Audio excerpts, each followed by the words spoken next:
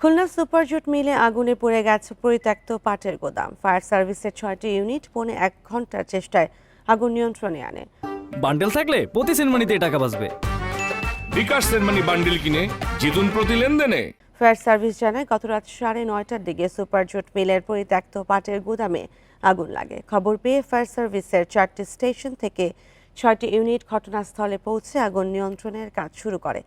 সুপারজুট মিলের ম্যানেজার কামরুল ইসলাম জানান, অল্প সময় আগুন নিয়ন্ত্রণে আসায় তেমন ক্ষয়ক্ষতি হয়নি। আগুন লাগার কারণ ও ক্ষতির পরিমাণ তদন্ত শেষে জানা যাবে।